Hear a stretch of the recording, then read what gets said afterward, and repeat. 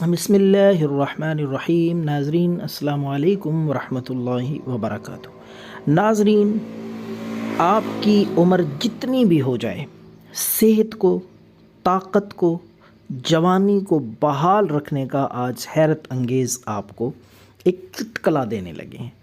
یعنی بالکل سادہ سا قدرتی اور معیاری نسخہ ہے۔ کوئی لمبی چوڑی اس میں ادویات نہیں ہے، بلکہ صرف ایک قدرت کا انمول تحفہ ہے۔ وہ اگر آپ کو مل جائے جہاں سے بھی، اس کو نہ چھوڑیں، ضرور اس کو لے کے تیار کر کے استعمال کریں۔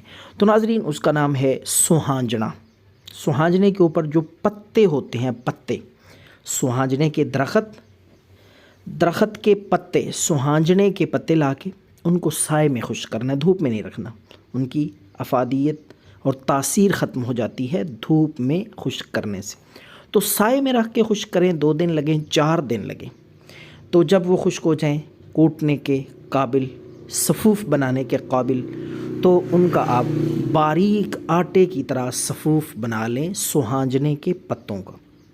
یہ جادوئی ٹوٹکا ناظرین آپ کے حیرت انگیز طور پہ مختلف بیماریوں کے لیے بھی ہے، اور آپ کی عمر جتنی بھی ہوگی، آپ کو کمزوری اور دردوں سے یہ بچائے گا۔ اس کا طریقہ استعمال یہ ہے ناظرین، اس صفوف کا، سوہانجنے کے پتوں کے اس صفوف کا آدھا چمچ صبح کھانے کے بعد پانی کے ساتھ، اور آدھا چمچ رات کو پانی کے ساتھ استعمال